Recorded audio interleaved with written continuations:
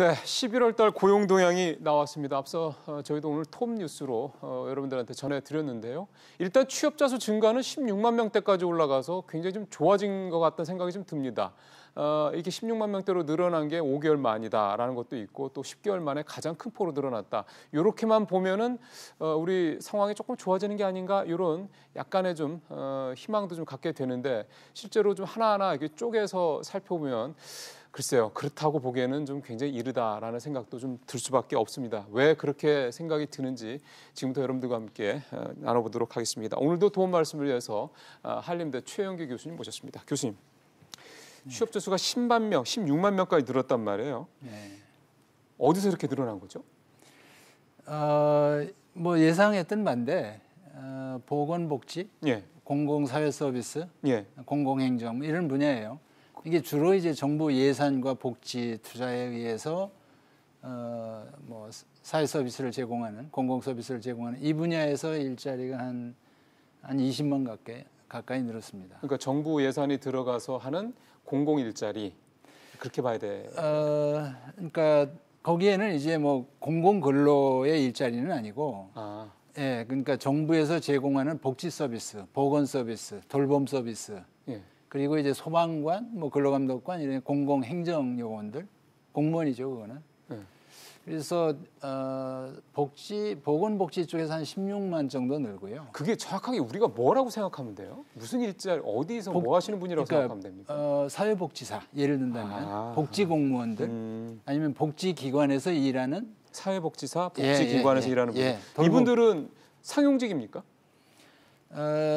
대부분 상용직이라고 봐야죠. 그럼 일자리의 질은 괜찮다는 얘기네요? 질은 나쁘지 않습니다. 그쪽 일자리들이. 예. 근데 이제 특성이 그쪽 일자리는 주로 여성들이 많이 제공할 거 아니에요, 서비스가. 그렇죠. 예. 그러니까 남자들은 오히려 고용 기회가 줄고 여성들한테는 고용 기회가 늘어나는 그런 측면은 있죠. 그러면은 조금 더 가면은 정부가 그 현재 좀 하고 있는 일자리 사업의 어떤 그런 부분들이 그러니까 성별로 봤을 때는 남성보다는 여성한테 조금 더 유리하다고 봐야 되는 여성한테 좀 유리하고 그 지금 업종으로 보면 제조업이나 뭐 이런 분야에서 건설업이나 이런 쪽 같은 경우 건설 이런 쪽에서는 약간 고용이 빠지고 이런 쪽에서 늘어나니까 남성들한테는 좀 불리한 고용 시장이고 여성들한테는 좀 더 고용 기회가 더 많은 그런 사정이라고 볼 수 있습니다. 뭐 어쨌든 그래도 일자리가 늘어나는 거고 여성분들의 일자리가 늘어나고 또 그게 질적인 면에서 특별히 큰 문제가 없다 그러면은 뭐 나쁜 건 아닌데. 근데 이번에도 역시 보면 제조업도 그렇고요. 자영업자가 많이 포함된 도소매 음식 숙박업도 여전히 큰 폭으로 줄고 있더군요. 그렇습니다. 제조 쪽에서 한 9만 명 정도가 줄고 지난번 10월 달보다는 2배 이상 늘었어요. 예, 그렇습니다. 그때 4만 몇천 명이었거든요. 예, 감소폭이 더 늘었죠. 예. 그리고 도소매 음식 숙박 쪽에서 한 20만 정도가 빠졌고요. 예, 합쳐서. 예. 그러니까 이 분야들이 그래도 지난번 그러니까 10월 달 고용이 나빠졌던 것보다 13만이네요. 도소매 음식 숙박에서 13만 정도가 줄었고. 예. 그리고 지난 10월 달에 비해서는 조금 더 낮은 거로 감소폭이 줄었단 말씀이신가요? 좀 줄은 거로 이렇게 되어 있습니다. 예. 근데 제조업도 그렇고 이 음식 숙박 도매업 그리고 이제 지금 표에도 나옵니다만은 그 서비스 임대 뭐 서비스업 이런 쪽의 일들 좀 거기서도 좀 감소를 우리가 흔히 생각하는 뭐 저 청소하시는 아주머니들이라든가 경비분 이런 분들 얘기하는 건데 그럼 전반적으로 지금 이분들 그러니까 지금 계속해서 고용이 나쁜 쪽의 추세는 특별히 뭐 이렇게 좋아진다거나 바닥을 찍었다 이렇게 보기는 어렵다는 말씀인 거죠. 도소매 쪽에서 도소매 특히 이 분야는 이제 중국 관광객들이 10월부터 좀 늘기 시작했답니다. 예. 그 증가세가 완연하기 때문에 그런 것들이 좀 도움이 되지 않겠나 뭐 이런 기대들은 하는데 그것이 이제 이번에 그 10월 달에 비해서 감소폭이 좀 더 줄어든 그 원인 중에 하나가 그거 아니냐 이렇게 얘기들을 하는데 그건 좀 더 추세를 봐야 되겠죠. 그러게요. 지금 사실은 그 중국 관광객들이 늘었다라는 게 지금 얘기니까 이 사람들이 늘었다라는 거에 대한 효과를 실제로 우리가 수치로서 보려면 12월 이달 말이 내년 1월에 그 정도에 가야 될 것 같다 그 말씀이고 그 말씀하셔서 그런데 그러면 지금 우리 자영업 쪽 같은 경우가 예를 들어서 요커들이 늘어난다고 그러면 그러면 자영업이 이제 좀 확실히 바닥짓고 좋아진다고 볼 수 있는 겁니까? 어차피 여기가 좋아지기는 어렵습니다. 원체 과잉 경쟁, 과밀 상태였기 때문에 네. 관광객이 좀 늘어난다고 그래가지고 이게 반전해서 증가 추세로 들어가기는 쉽지 않을 것 같아. 저는 그렇게 생각을 하고요. 그래요. 예. 그리고 뭐 최저임금이라든가 여러 가지 비용 요인들이나 이런 걸 감안할 때 늘기가 쉽지 않다. 그렇게 봅니다. 연령별로도 좀 봐야 될 게요. 이번에도 보면은 30대, 40대, 50대 어떻게 보면은 이제 현장에서 가장 중추적으로 일을 하는 그 세대 그리고 한 가정에서도 소위 말하는 가장 이 연령대가 계속 주네요. 그래서 16만 5천이 늘었기 때문에 전체 지수로는 나쁘지 그렇죠. 않은데 막상 이렇게 건강성, 네. 이 고용 개선의 어떤 이게 건실함이나 이런 측면으로 보면 네. 걱정되는 게 많죠, 사실은. 그러니까 말씀하신 대로 30대, 40대, 50대 이게 핵심 연령층들이거든요. 예. 그리고 주로 남성들 이쪽 분야에서 고용이 많이 빠졌어요.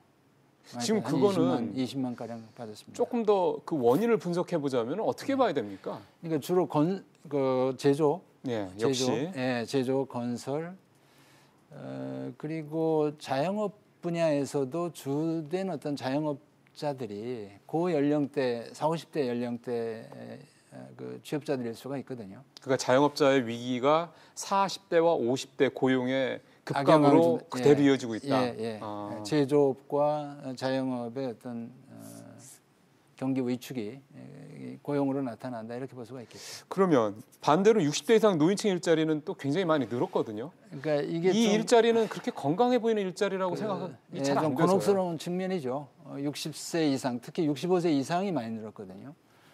65세 이상이 많이 늘었어요. 고령자인데 65세. 그러니까 사실은 유럽 기준으로 보면 OECD 국가들 입장에서 보면 65세면 이제 은퇴하고 그러니까요. 연금 생활을 해가면서 노후 생활을 즐겨야 될 나이인데 오히려 이쪽에서 일자리가 고용 인원이 많이 늘어난다는 거는 그 일자리가 그렇게 건실한 일자리, 아주 뭐 정규직의 그 풀타임 일자리라고 보기는 어려울 수 있단 말이죠. 그렇죠.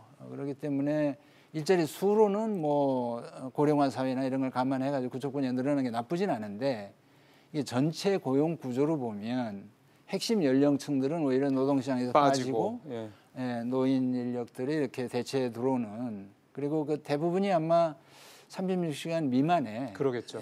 파타임이나 이런 방식이기가 쉽거든요. 지금 상황을 종합적으로 한번 정리를 해본다면 제조업, 자영업 쪽은 계속 고용이 줄고 있다. 고용이 늘어나는 쪽은 사회복지, 그러니까 정부의 예산이 많이 투입되는 쪽인데 이쪽은 남성보다는 또 여성 쪽의 고용에 조금 더 유리한 분야다라는 거. 30대, 40대, 50대의 고용 감소 계속되고 있다. 그다음에 60대 이상의 노인 일자리는 늘어나는데 이거의 퀄리티, 그러니까 질은 그렇게 좋게 보기는 어렵다. 그렇습니다.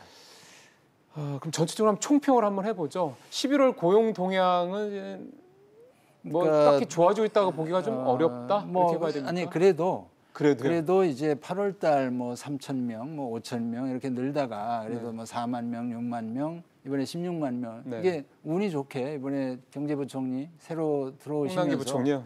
뭐 운이 좋으신지 아니면 뭐 그런 시장에 좀 시그널이 돼서 그런지 모르지만 고용이 늘었기 때문에 나쁘진 않은 거예요. 근데 그 고용 시장의 건강성 면으로 보면 분명히 이건 문제가 있기 때문에 정부가 내년에 뭔가 좀 약간 긴장을 해서 그렇죠. 고용 대책을 세워야 되지 않나 이런 생각이 듭니다. 그러니까요. 제가 원론적인 거 하나만 질문을 드리겠습니다. 뭐냐면 우리가 지금까지 쭉 보면 고용 상황을 평가하는 기준 지표는 기준 수치는 취업자 수입니다. 그렇죠. 근데 이 취업자 수라는 건 이제 사람이 일을 하느냐 안 하느냐를 가지고 직장을 잡았냐 안 잡았냐를 가지고 이제 보는 건데. 근데 일각에서는 지금의 인구 감소 상황을 감안을 하면은 이 취업자 수 증가라는 건 그게 반영이 안 돼 있기 때문에 실질적인 고용 상황을 알려주기 위해서는 우리도 유럽이나 이런 데처럼 고용률을 가지고 따져봐야 되는 게 맞지 않느냐. 그런데 고용률은 작년 대비해서 0.1%포인트밖에 안 떨어졌거든요.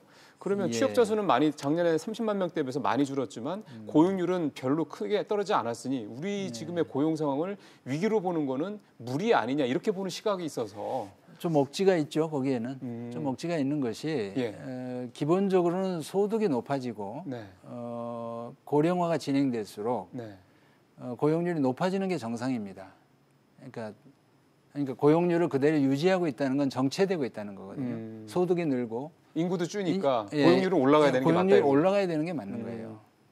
그래서 OECD 평균으로 봐도 우리가 좀 그 밑돌고 3만 불 소득 국가들의 평균으로 보면 훨씬 떨어집니다. 고용률이. 어느 정도나 돼야 되는데요? 70%는 넘어야 돼요. 그럼 많이 차이 나요. 그러니까 지금 뭐 15세부터 64세까지 기준으로 OECD 기준으로 보면 우리가 한 67% 이렇게 되는데 3만 불 국가들의 평균이 한 72, 3%가 됩니다.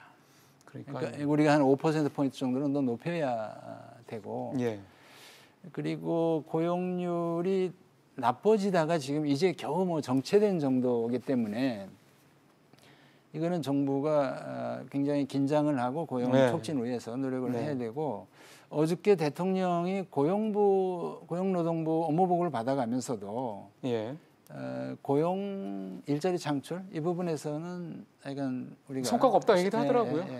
그래서 내년에는 뭐 뚜렷한 성과를 보여야 된다 이러는데 그런 차원에서 보면은 뭐 홍남기 부총리가 지금 그 굉장히 강조해서 얘기하는 게 최저임금 제도를 개편하겠다는 얘기도 하거든요. 그래서 그걸 개편하는 건데 그러면 최저임금 제도가 개편이 돼서 속도 조절을 한다고 그래서 과연 지금 상태에서 기업이나 이런 자영업자들이 고용을 뭐 크게 늘리겠느냐? 이거는 또 그렇게 직접적으로 연결될 수 있는 문제는 아니지 않습니까? 이게 이제 내년도 최저임금을 이미 결정을 해놓은 상태란 그러니까요, 말이에요. 10.9%를 올리는데 이게 그 10.9% 숫자 그 상승률도 굉장히 높지만 이 최저임금에 적용을 받는 근로자 수가 제가 이 숫자 540만 명이에요. 최저임금 적용 근로자. 추정하건대 내년에 11%의 임금 인상률을 적용받을 근로자가 540만 명 정도 되거든요. 그러면 이 근로자들 입장에서는 좋지만 이걸 지불해야 되는 사업주 입장에서 보면 근로자들의 한 26%, 27% 정도가 최저임금 혜택을 보는데 이 많은 사업주들이 이걸 부담해야 된다는 문제거든요. 그래서 그 홍남기 부총리가 이걸 개선해야 된다는 거는 현장의 목소리를 귀를 기울이기 때문에 그런 말씀을 하셨을 텐데 이미 11% 결정을 했기 때문에 이게 내년에 어떻게 적용해 갈 거냐. 그 사업주들이 그걸 어떻게 감당할 거냐는 거죠. 그 문제는 그대로 남아 있다는 거죠. 그러면 그래서 이게 우리가 최저임금을 결정할 때 최저임금 위원회 27명의 위원들한테 이걸 결정하도록 내버려 두는데 이 그 심의 과정을 보면 굉장히 압축적으로 심의를 하기 때문에 그러니까 이 최저임금을 올렸을 때 고용에 어떤 영향을 주는지 사업주들의 지불 능력에 어떤 영향을 주는지 이런 것들에 대한 폭넓은 공론화나 토론이 없어요. 맞아요. 그러니까 고용 영향에 대한 분석도 없거든요. 그러니까 그런 것들을 바꾸자고는 취지는 공감이 되는 건데 어떻게 바꿀 거냐는 면에서 최저임금의 결정 구조를 바꾼다고 해서 바뀔 게 아니고 제가 보기에는 밖에서 광범위하게 최저임금이 고용에 어떤 영향을 주는지 경제적 효과가 어떤 건지 이런 거에 대한 철저한 분석과 현장의 의견들을 폭넓게 이렇게 히어링을 해야 된다고 봅니다. 그러면 지금 아까 말씀드린 내년에도 거의 11% 가까운 이제 최저임금 인상이 이제 현재는 결정이 된 거잖아요. 이거는 번복할 수 없는 거 아닙니까? 그거는 뭐 대통령의 긴급 명령이나 이런 걸 할 수도 있긴 하겠지만 그러니까 예를 들어 유예한다 뭐 이런 식으로. 근데 그 현실성은 떨어진다고 보고요. 그렇죠. 어떻게 적응해 갈 건지 그리고 이게 현장에서 어떤 식으로 이거 반응하는지를 철저하게 모니터링을 하고 실태 조사를 해서 내년에 6월, 7월에 또 2020년 최저임금 결정이 그때는 정말 그 현장 데이터나 분석 자료를 가지고 제대로 이거를 뭐 통계를 하든가 뭐 어떻게 하든가 뭐 이런 결정을 해야 될 거라고 저는 봅니다. 그러니까 구성 방식을 최저임금 결정 방식을 이렇게 바꾸나 저렇게 바꾸나 그게 중요한 게 아니다는 말씀인 거죠. 실질적으로 그 최저임금을 얼마로 올렸을 때 시장에서 현장에서 체감이 어느 정도냐 감당할 수 있는 이런 부분에 대한 면밀한 조사가 필요하고 그거를 이제 적어도 올해는 어렵더라도 내년 최저임금 인상 결정할 때는 적용을 하는 게 필요하다. 아니 금년 초를 우리가 잠깐 되짚어 보면 1월 달에 16.4% 올려놓고 나서 깜짝 놀랐잖아요. 그러니까 청와대 정책실장이 현장에 나가가지고 막 의견 들어가면서 정부에서 고용지원금 지원하니까 그거 신청해라 이렇게만 했지 실제 그게 어떤 그 영향을 주고 있는지, 그러니까 지불 능력이 어떤지 이런 거에 대한 철저한 조사는 없었거든요. 그러니까 지금이라도 그걸 해야 된다는 거죠. 네. 알겠습니다.